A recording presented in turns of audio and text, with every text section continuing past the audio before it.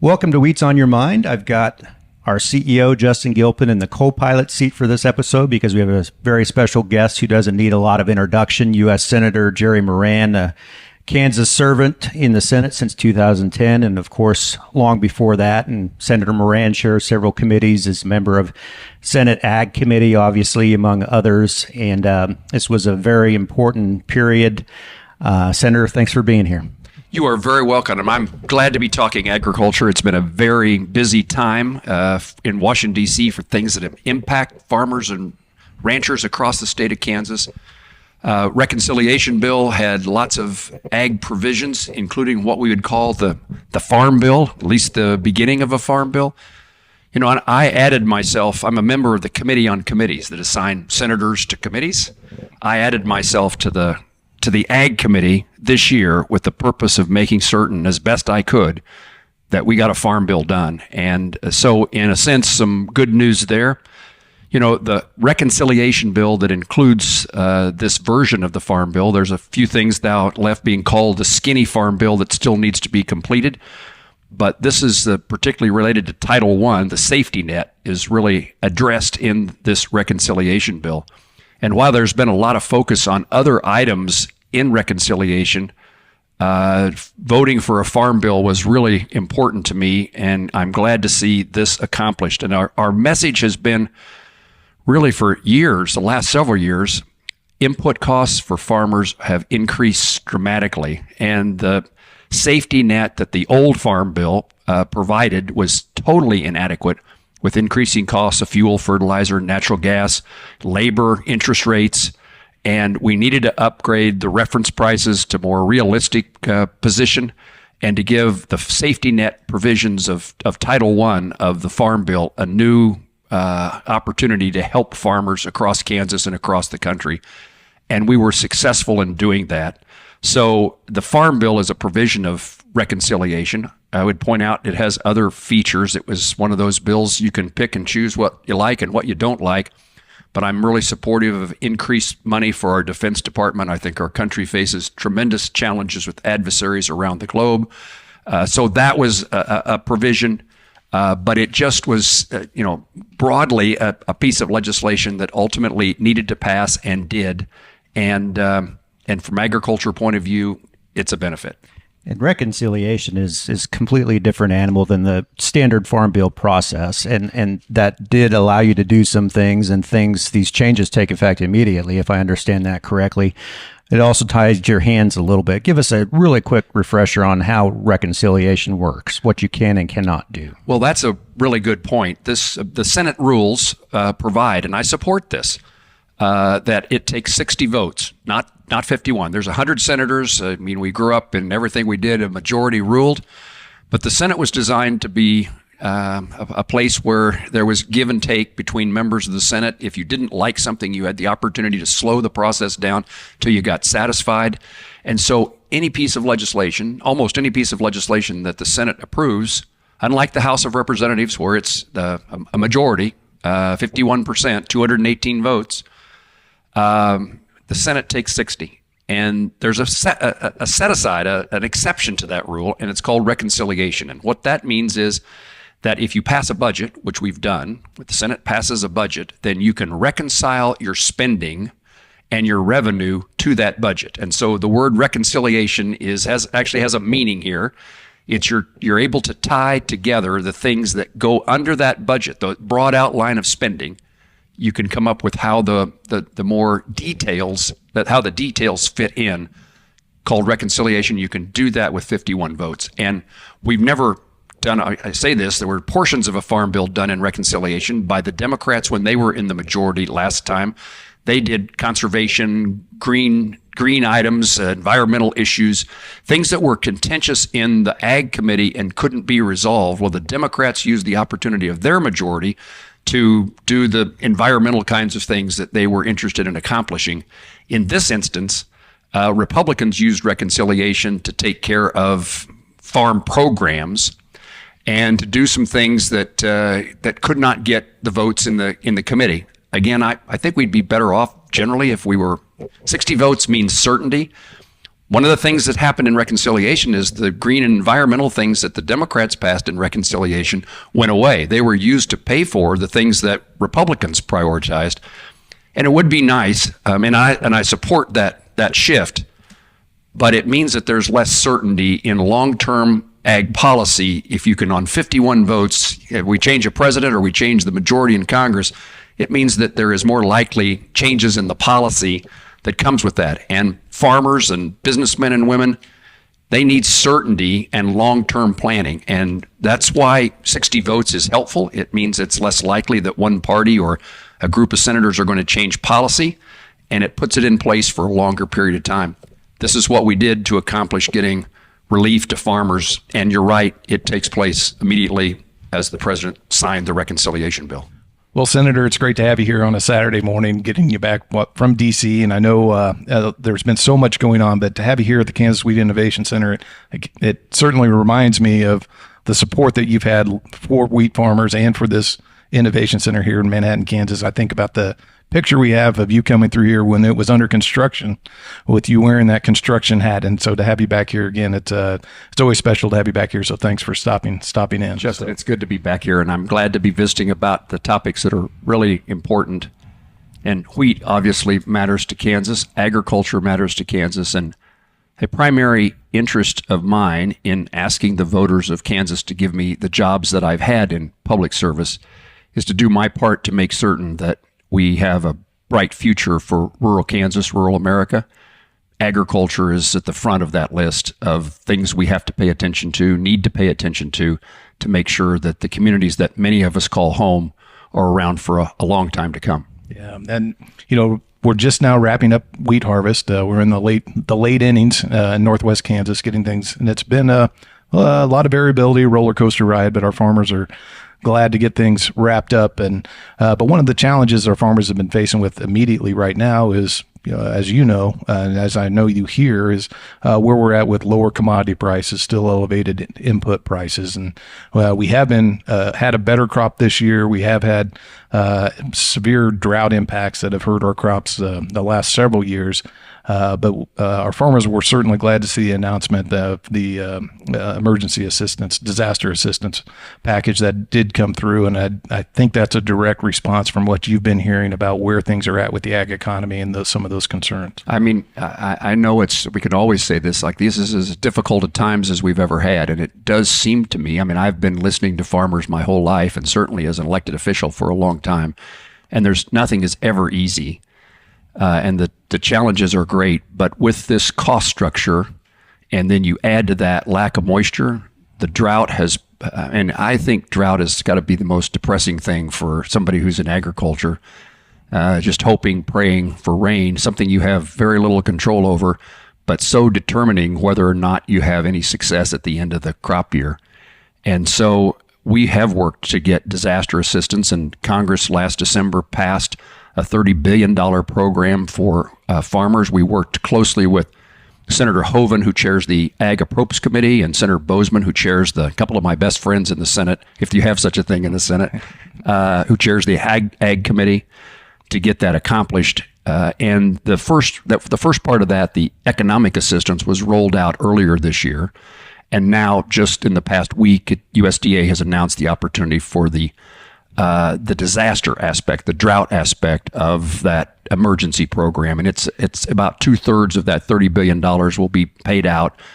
And probably, rather than me explaining the program, farmers need to be talking to their FSA offices and sign up and let USDA go to work to get that money in farmers' pockets. Yeah, well, I don't think it gets in their pockets to pay the bills that farmers have. Well, and including that, the years 23 and 24, as we know, that was very difficult years for Kansas wheat production, and so that it is something that's helpful in these times, as we've got a lot of things that coming ahead of us that we're facing in agriculture as a challenge. Senator, we've talked about the safety net, the farm safety net, huge improvements in that with ARC, PLC, insurance reference prices. But more importantly, or even as importantly to rural America, there were some tax considerations here that you can't overlook that are going to benefit farmers and everybody in rural America. And I know it was very important to you about rural health care, which is also very relevant to farmers. Absolutely. Thanks for the chance. I would indicate that we increased the reference prices for wheat. The increase was it went to $6.35 a bushel. That's up 85 cents. The others, corn, sorghum, and soybeans, also had corresponding increases. There's a voluntary one-time allocation opportunity to reallocate your base acres, which I hear about from time to time. And farmers have told me for years that the most important aspect of really the farm program, it's really not the farm program, it's crop insurance. And while they're both important, this farm bill was helpful to try to reduce the premium cost and increase the coverage for farmers, and particularly for beginning farmers. So really some things that are there that are long-term benefits to agriculture.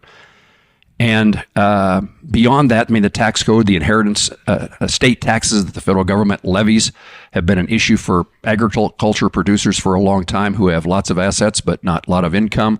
And those rates were locked in and made permanent. So again, looking for that certainty.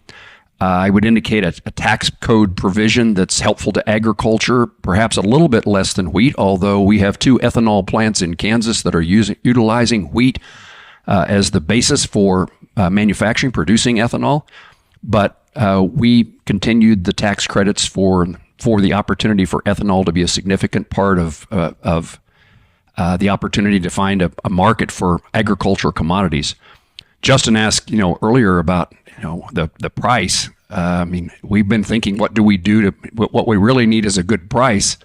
And while we talk about disaster assistance and a reference price, all designed to help farmers continue to farm, ultimately we need markets. And those markets, in some instances, ethanol is a significant component. Food aid programs that provide commodities that we grow here in Kansas to people who are hungry and starving around the world, those are important. But it's a lot about exports, and particularly when it comes to wheat, it's what are we selling abroad? And President Trump has headed down the path of tariffs. And now that we're in this situation, I hope that his capabilities and opportunity to negotiate with other countries, we're trying to make certain, and I don't think the president needs reminded about rural America, but trying to make certain that included in those trade agreements is the opportunity for more exports of what we grow. I can remember a long time ago a wheat farmer. I happen to know this person and knew what he did for a living. And he was telling me we need to forget the rest of the world and just take care of ourselves. Well, that's a common thought these days. But if you wanted to answer that question in a direct way, you'd say, well, what 40% of acres in Kansas do you not want to plant? Because we produce more than we consume in the United States. And so where we earn a living is by exporting that grain, those commodities, and ultimately food to places around the globe. So we need to redouble our efforts in exporting, finding markets. Incidentally, the Ag Appropriations Bill has been addressed by the Senate Ag Committee, Senate Appropriations Committee on Thursday of last week. More money for export programs to encourage the involvement of our diplomatic and agricultural interests in the federal government to be working around the globe to find more markets. So there's just so much that is necessary for farmers to have success. And I know that in the absence of success, the opportunities for rural Kansas, their communities are diminished. I also know that in the absence of health care, the ability for my hometown of Plainville to have a bright future is determined by what happens in agriculture, and to make certain, in addition to that, that there's a hospital in the county that can care for young people and young families and senior citizens who comprise a significant portion of our population. And this reconciliation bill has had a lot of criticism and rightfully focus on making sure we protect rural hospitals. And it's been one of my high priorities.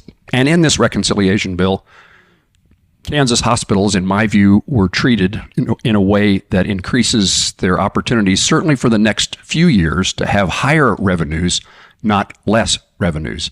And so in this bill, we assisted in working with the Kansas Hospital Association and individual hospitals across the country, work to make certain that a couple of applications that are pending before the Department of Health and Human Services, something called the Center for Medicare and Medicaid Services, CMS, These applications are pending, and if those applications, which I hope and will be, there's over the next 10 years an additional $4.9 billion coming to Kansas hospitals to help reimburse them. And we created a $50 billion fund in reconciliation for Kansas to get its portion of that funds to be spent on our most fragile hospitals. And the state of Kansas will manage that program. There's no state match to the money. So Kansas will be in a position to determine what hospitals need the most help and provide that help. And over the next 5 years, that's expected to be another $1.9 billion. So about $6 billion in the next 2 years. And we delayed the consequences of the changes in Medicaid funding for 2 years. So nothing takes place until 2028. So again, you could certainly say that, maybe something bad happens in the future, but that's the way we live our lives. And you spend now the next period of time trying to make sure that whatever happens next is still something that's good. Yeah. So just to go back on the foreign market development program and how important that is to our farmers and being able to have that direct face through U.S. Wheat Associates and those activities and working directly with our buyers, especially in this time where it's important to have those relationships so that we can talk through all the dynamics that are at play in the international markets. And, we do appreciate your support and the seeing where that's coming out and having additional resources available for those dialogues. U.S. Wheat Associates, just as an example, the role that they've played just this week, there was an announcement with Indonesia where U.S. Wheat Associates was working with the Flour Milling Association, where they had signed a memorandum of understanding of buying 1 million tons of wheat over the next 5 years. And even though USTR or the administration wasn't directly involved with that, to me, that's a great example of how those resources are working alongside of the other trade talks that are happening that then can play into the bigger picture. And what wheat farmers really want, right? We want fair trade. We want to be able to have access to markets and break down trade barriers. And how do we secure those in a very competitive marketplace? How do we secure those markets and get agreements like that in place? And so even though that isn't directly tied to the tariff discussion that's going on, I think it's a great example of how it's additional resources that can play into the broader discussion that's going on. So the efforts by wheat in particular demonstrate the importance of markets and around markets around the globe. And Kansas is an export dependent state. Wheat certainly is an example. Agriculture in general is an example. But we manufacture airplanes, many of which are sold around the globe. We produce energy in lots of forms. It's exported around the country. When we talk about an ethanol plant, how much of it goes to California? When we talk about a wind tower, it's being exported to some other state, bringing money back home. And so the relationships we have around the globe, and it's an issue that's now pending in front of the Senate because the president is attempting to eliminate or reduce significantly the amount of money that goes to foreign aid. And one of my goals is to work to see that we minimize the consequence it has on commodities that are exported around the globe, not in the traditional sense, but in the sense of providing help to other countries to feed the people of those countries. And to me, it's a moral issue. It's an economic issue. I always tell farmers they're in a noble profession. I mean, what you're really doing is feeding people, feeding hungry people in many instances. And we ought to take great pride in Kansas about how well we do that and how often our efforts make a difference in the lives. In fact, even having a life in places outside the United States.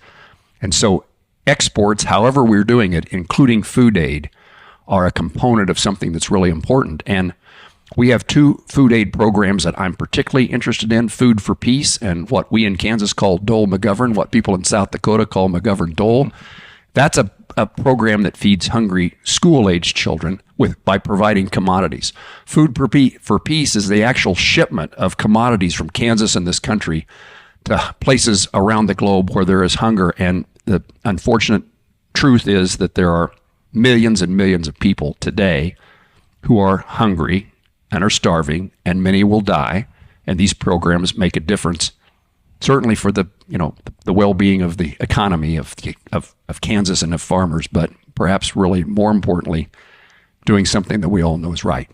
And that the Food for Peace program isn't just a Cold War era legacy program that we've really brought to the forefront and trying to have discussions about now, just because of that program and its ties to Kansas. Is because of what it can mean to our global standing. And how we've tried to approach it is I do think, as we look at the other announcement that came out this week about the National Farms Security Action Plan, how everything can really tie together, and these food aid programs, and how if they can get reshaped and in the environment we are now, and emphasizing how this can make America safer, stronger, and more prosperous because of when there is a U.S. grown commodity that's used in a food aid program, that it does not only benefit that farm gate, but that elevator that loads it, that rural community that then has those dollars that then gets trucked and transported to a port that's loaded at a U.S. port and then shows up in a U.S.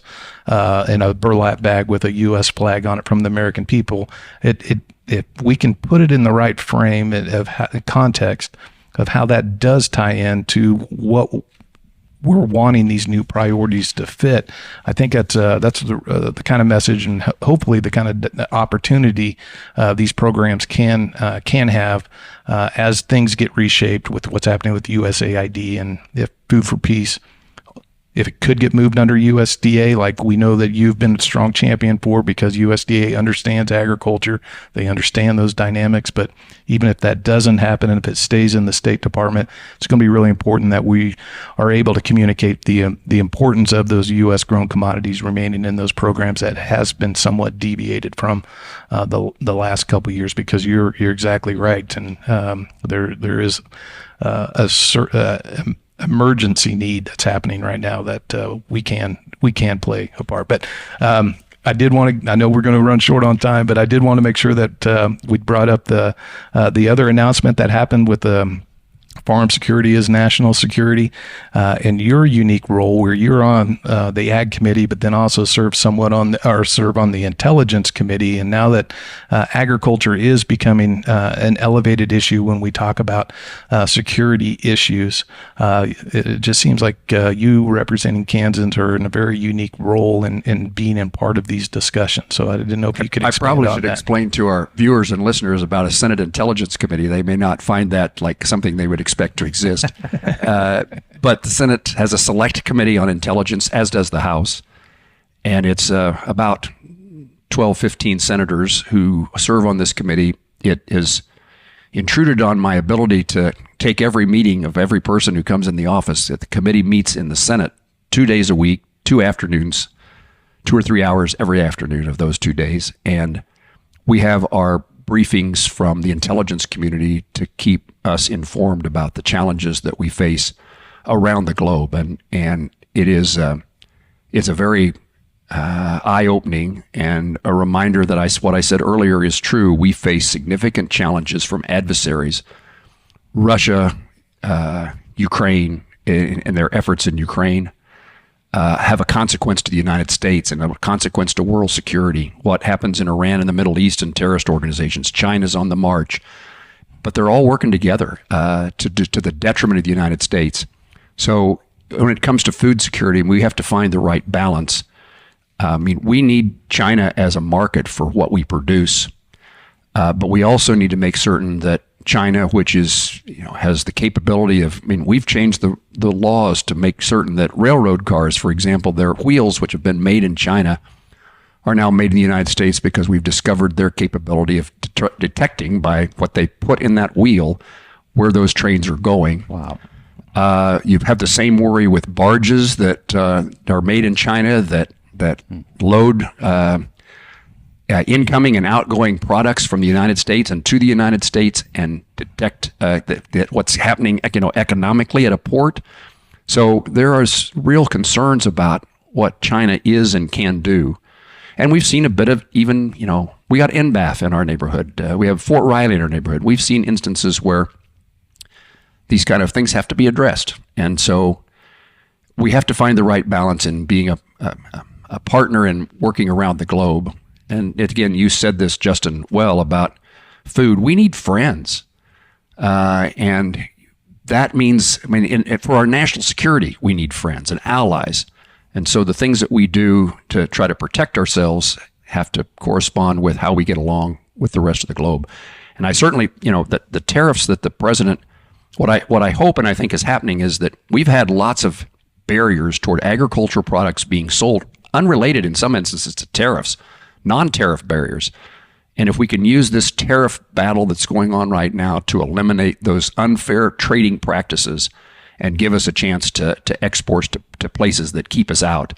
And if we can keep our friends, it's often been said that national security includes what we do as far as our relationships with people, and food aid being one of those things. It improves the chances that we don't have to use our military because we are making friends around the globe, not adversaries and enemies. So again, agriculture is hugely important to the role of the United States in the world. Yep. Senator, you've been generous with your time. We've got about a minute left here, so let's talk about what's next.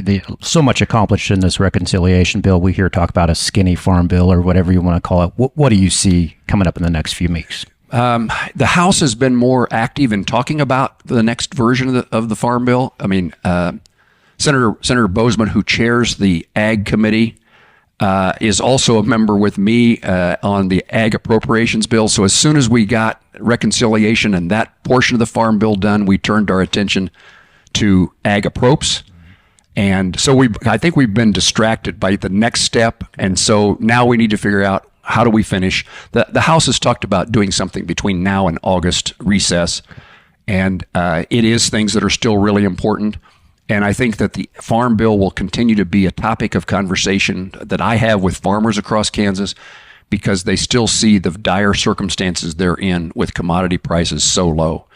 And so they're still looking for other ways to be of help. I'd highlight, again, we're in a facility that does research for wheat and its future.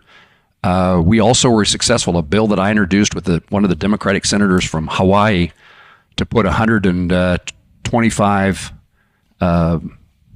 million into construction of infrastructure for ag research facilities across the country. And so I'm hoping that here in Kansas, that Kansas State is a beneficiary of that.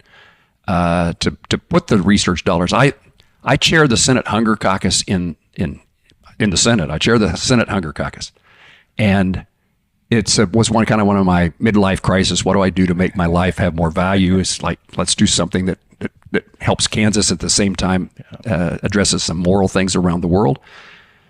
And that is a huge part of what we need to be doing to make the world a better place. But I'm not a member of the Hunger Caucus, particularly for, SNAP or food programs or the voucher.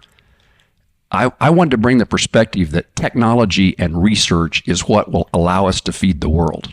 We can do more as science and technology moves us in the direction of knowing how to have the right seed. And we want to use science and technology to address the issues of drought, not only the amount of rainfall that we get, but how do we grow crops that are drought resistant? What do we do what do we need to be doing in regard to CRP grass and its grazing? Just research is so important, and we're going to focus on that.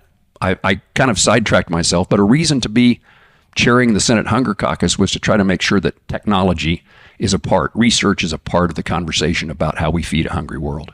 And in that reconciliation bill, I want to give you thanks. There was money in there for Small Grains Genomic Initiative, which helps fund the Wheat Genetics Resource Center here in the Kansas Wheat Innovation Center. So little things like that go a long way. Senator, thank you so much for what you do, and thank you for joining us. I'm delighted to be with you, and I'm pleased to work with Senator Marshall on the Ag Committee and try to make sure that good things happen in Kansas agriculture. And to our wheat growers who are listening or watching, we won't forget wheat. We know it's important, and we'll keep our efforts strong and ongoing. And I'd thank the Wheat Commission and the wheat growers for the relationship we have and the conversations that we have on an ongoing basis to try to make sure that we do the things that actually make a difference at home. Our thanks to U.S. Senator Jerry Moran for joining us on this episode. If you have a follow-up question for us, please email us at kswheat@kswheat.com. And you can always access previous episodes at wheatsonyourmind.com or wherever you find your podcasts. Please subscribe, and thanks for listening.